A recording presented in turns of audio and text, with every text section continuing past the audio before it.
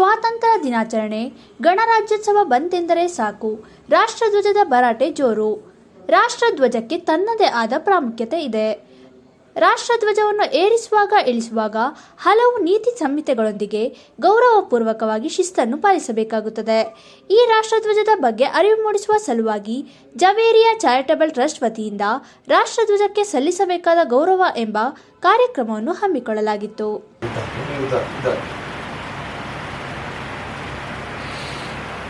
ರಾಷ್ಟ್ರಧ್ವಜವನ್ನು ಮೊದಲು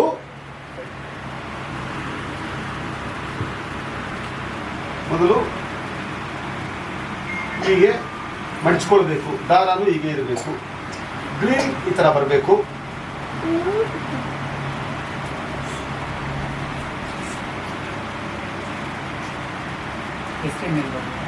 ಕೇಸರಿ ಮೇಲೆ ಬರಬೇಕು. ನಂತರ ಜಿಗ್ಜಾಗ್ ಟೈಪಲ್ಲಿ ಇದನ್ನು ಮಡಚ್ಕೊಳ್ಬೇಕು. ನಾವು ಫಸ್ಟು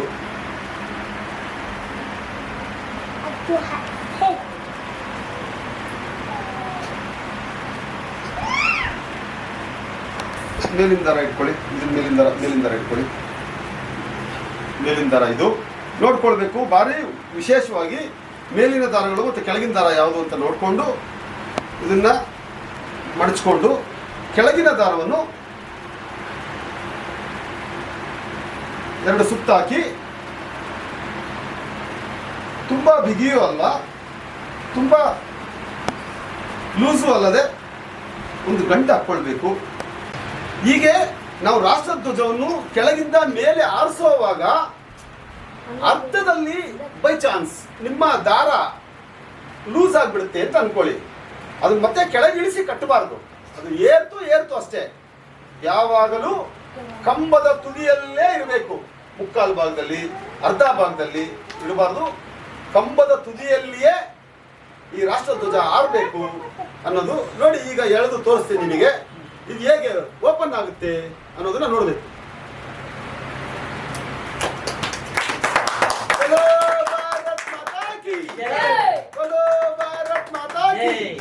ಅಕ್ಷರ ತೋರಣ ಪತ್ರಿಕೆಯ ಸಂಪಾದಕರು ಹಾಗೂ ಪ್ರೆಸ್ ಕ್ಲಬ್ನ ಅಧ್ಯಕ್ಷರಾದ ರಾಜೇಶ್ ರವರು ರಾಷ್ಟ್ರಧ್ವಜದ ಮಹತ್ವವನ್ನು ತಿಳಿಸಿ ರಾಷ್ಟ್ರಧ್ವಜವನ್ನು ಕಟ್ಟಲು ಅನುಸರಿಸಬೇಕಾದ ನೀತಿ ನಿಯಮವನ್ನು ಅಚ್ಚುಕಟ್ಟಾಗಿ ತಿಳಿಸಿದರು. ಜನನಿ ಜನ್ಮಭೂಮಿಷ್ಯ ಸ್ವರ್ಗಾದಪಿ ಗರಿಯಿಸಿ, ಜನ್ಮ ಕೊಟ್ಟ ತಾಯಿ, ಜನ್ಮ ನೀಡಿದ ಭೂಮಿ ಸ್ವರ್ಗಕ್ಕಿಂತ ಮಿಗಿಲು ಅಂತ ಹೇಳ್ತಾರೆ. ನಮ್ಮ ದೇಶದಲ್ಲಿ ರಾಷ್ಟ್ರಧ್ವಜ ಮತ್ತೆ ರಾಷ್ಟ್ರಗೀತೆ ಕೇಳಿ ರೋಮಾಂಚನ ಆಗದೆ ಇದ್ರೆ, ರಾಷ್ಟ್ರಗೀತೆಯನ್ನು ಕೇಳಿ ಅವನ ರಕ್ತ ಕುದಿಯದೇ ಇದ್ರೆ ಅದು ರಕ್ತ ಆಗೋಕ್ಕೆ ಸಾಧ್ಯ ಇಲ್ಲ. ಯಾಕೆ ಅಂತ ಕೇಳಿದ್ರೆ, ಅಂತ ಭೂಮಿಯಲ್ಲಿ ನಾವು ಜನ್ಮ ತಾಳಿದ್ದೀವಿ. ನಾವೆಲ್ಲರೂ ತುಂಬಾ ಪುಣ್ಯವಂತರು.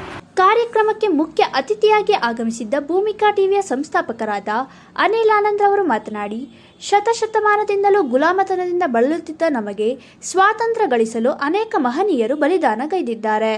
ಆ ಸ್ವಾತಂತ್ರ್ಯವನ್ನು ಉಳಿಸಿಕೊಂಡು ಹೋಗಲು ಭಾರತೀಯರಾದ ನಾವೆಲ್ಲರೂ ಒಂದೇ ಎಂಬ ಧ್ಯೇಯವಾಕ್ಯವಾಗಬೇಕು. 78ನೇ ಸ್ವಾತಂತ್ರ್ಯವನ್ನು ವಿಜೃಂಭಣೆಯಿಂದ ಸಂಭ್ರಮಿಸೋಣ ಎಂದು ಹೇಳಿದರು. ಎಲ್ಲರಿಗೂ ಈ 78ನೇ ಸ್ವಾತಂತ್ರ್ಯ ದಿನಾಚರಣೆಯ ಶುಭಾಶಯಗಳು. ಇವತ್ತು ಇವತ್ತವ್ರದ್ದು ಒಂದು ಒಳ್ಳೆ ಕಾರ್ಯಕ್ರಮ. ಇದುವರೆಗೆ ನಮಗೂ ಈ ಕಾನ್ಸೆಪ್ಟ್ ಬಂದಿಲ್ಲ. ಎಷ್ಟು ವರ್ಷ ನಾವು ಸ್ವಾತಂತ್ರ್ಯಾಚರಣೆ ಹೋಗೋದು, ಯಾರೋ ಬಾವುಟ ಕಟ್ಟಿರ್ತಾರೆ, ರಾಜೇಶ್ ಅಂತ ಇದ್ದಾರೆ, ಅವರ ಮೊದಲಿಂದ ಮಾಡ್ಕೊಂಡು ಬರ್ತಾ ಇದ್ರು. ಅವ್ರು ಮಾಡ್ತಾರೆ, ನಾವು ಹೋಗ್ತೀವಿ, ಬಾವುಟ ಹರಿಸ್ತೀವಿ, ಬರ್ತೀವಿ. ಬಟ್ ಅದನ್ನು ಹೇಗೆ ಕಟ್ತಾರೆ, ಹೇಗೆ ಅದನ್ನು ಇದು ಮಾಡಬೇಕು, ಇಳಿಸೋದು ಯಾವ ರೀತಿ, ಆ ರೀತಿ ನಮಗೆ ಯಾವುದೂ ಕಾನ್ಸೆಪ್ಟ್ ಇರಲಿಲ್ಲ. ಮೊದಲಿಗೆ ಈ ಕಾರ್ಯಕ್ರಮನ ಜವೇರಿಯಾ ನೇತೃತ್ವದಲ್ಲಿ ಹಮ್ಮಿಕೊಂಡಿರೋದಕ್ಕೆ ಅವ್ರಿಗೆ ಫಸ್ಟಿಗೆ ನಾನು ಕೃತಜ್ಞತೆ ಸಲ್ಲಿಸ್ತೀನಿ. ಜವೇರಿಯಾ ಟ್ರಸ್ಟ್ನ ಸಂಸ್ಥಾಪಕರಾದ ಜುನೇದ್ ರವರು ಮಾತನಾಡಿ, ಭಾರತೀಯರಾದ ನಮಗೆ ಜನ್ಮಭೂಮಿ, ರಾಷ್ಟ್ರಧ್ವಜ, ರಾಷ್ಟ್ರಗೀತೆ ಈ 3 ಬಹಳ ಶ್ರೇಷ್ಠ. ಇವುಗಳಿಗೆ ಗೌರವ ಸಲ್ಲಿಸುವ ನಿಟ್ಟಿನಲ್ಲಿ ರಾಷ್ಟ್ರಧ್ವಜವನ್ನು ಹೇಗೆ ಗೌರವಯುತವಾಗಿ ಕಾಪಾಡಿಕೊಳ್ಳಬೇಕು ಎಂಬ ಕಾರ್ಯಕ್ರಮವನ್ನು ಹಮ್ಮಿಕೊಂಡಿದ್ದು, ರಾಷ್ಟ್ರಧ್ವಜದ ಬಗ್ಗೆ ರಾಜೇಶ್ ಅವರು ಮಾಹಿತಿ ನೀಡಿದ್ದು, ಮುಂದಿನ ದಿನಗಳಲ್ಲಿ ಇನ್ನೂ ಉತ್ತಮ ಕಾರ್ಯವನ್ನು ಹಮ್ಮಿಕೊಳ್ಳುತ್ತೇವೆ ಎಂದು ಹೇಳಿದರು.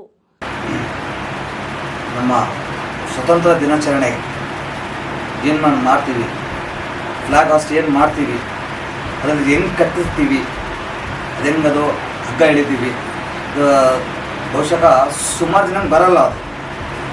ಅಂದರೆ ಈಗ ಯಾರೋ ಕಟ್ಟಿರ್ತಾರೆ, ಬರ್ತಾರೆ, ಫಂಕ್ಷನಿಗೆ ಬರ್ತಾರೆ, ಫ್ಲಾಗ್ ಹಾಸ್ಟ್ ಮಾಡ್ತಾರೆ, ಹೋಗ್ತಾರೆ. ಅದು ಹೆಂಗೆ ಕಟ್ತಾರೆ, ಯಾವ ಥರ ಎಕ್ಸ್ಪ್ಲೈನ್ ಮಾಡ್ತಾರೆ, ಅದು ಯಾವ ರೀತಿ ಮೇಲ್ಗಡೆ ತಗೊಳ್ತಾರೆ ಹಗ್ಗದಲ್ಲಿ, ಅದು ಯಾವ ರೀತಿ ಯಾರಿಗೂ ಬರಲ್ಲ ಅದು. ಇವತ್ತು ನಾವು ಮಾಡ್ತಿರೋದು ಕಾರಣ ಯಾಕಂದರೆ ಬಹುಶಃ ಎಲ್ಲರಿಗೂ ಗೊತ್ತಾಗಬೇಕದು. ಯಾಕಂದರೆ ಇವತ್ತಿನ ಜನ್ರೇಷನಲ್ಲಿ ಯಾರಿಗೂ ಗೊತ್ತಾಗಲ್ಲ ಅದು. ಯಾಕಂದರೆ ಕಾರಣ ಏನಂದರೆ ಫೇಸ್ಬುಕ್ ವಾಟ್ಸ್ ಅವೆಲ್ಲ ಇರ್ತಾರೆ, ಯಾರಿಗೂ ಗೊತ್ತಲ್ಲ. ಇದೇ ನಾವು ಈಗ ಪ್ರಿಪ್ರೇಷನ್ ಮಾಡಿದ್ರೆ ನಾಳೆ ದಿವಸ ಮುಂದಿನ ವರ್ಷಕ್ಕೆ ಯಾರಾದರೂ ಗ್ಯಾಪ್ನ ಮಾಡಿಬಿಟ್ಟು ಹೋದ ವರ್ಷ ಯಾರೋ ಹಾಕಿದ್ರು ಇದು ಹೆಂಗೆ ಕಟ್ಟೋದು ನಾವು ಚೂರು ಗ್ಯಾಪ್ನ ಅಂದು ಮುಂದಿನ ವರ್ಷ ಮಾಡ್ತಾರೆ. ಧನ್ಯವಾದಗಳು. ಕಾರ್ಯಕ್ರಮವನ್ನು ಸಮಾಜ ಸೇವಕರಾದ ಶಹಾಬುದ್ದೀನ್ ನಿರೂಪಿಸಿ ಮಾತನಾಡಿದರು. ಈಗಾಗಲೇ ಕಾನ್ಸೆಪ್ಟು ಈ ವರ್ಷ ಮಾಡಿದ್ದೀವಿ. ಭಗವಂತನ ದಯೆ ಇದ್ದು ಮುಂದಿನ ದಿನಗಳಲ್ಲಿ ನಾವು ಬದುಕಿದ್ರೆ ಇದೇ ರಾಜೇಶಣ್ಣ ಅನಿಲಣ್ಣನವರ ನೇತೃತ್ವದಲ್ಲಿ ಜಿನೇಂದ್ರವರ ನೇತೃತ್ವದಲ್ಲಿ ನಾವೆಲ್ಲರೂ ಮುಂದಿನ ದಿನಗಳಲ್ಲಿ ಉತ್ತಮ ಮಟ್ಟದಲ್ಲಿ ಬೃಹತ್ ಮಟ್ಟದಲ್ಲಿ ಮಾಡೋಣ ಅಂತ ಹೇಳ್ತಾ ಈ ಕಾರ್ಯಕ್ರಮಕ್ಕೆ ಬಂದಂತ ಎಲ್ಲರಿಗೂ ಮತ್ತೊಮ್ಮೆ ಧನ್ಯವಾದ. ಕಾರ್ಯಕ್ರಮದಲ್ಲಿ ಅರ್ಬಾಜ್, ಮಸೂದ್ ಸಲ್ಮಾನ್, ವಿಶಾಲ್, ಅಕ್ಮಲ್, ರೋಹಿತ್ ಮುಂತಾದವರು ಹಾಜರಿದ್ದರು.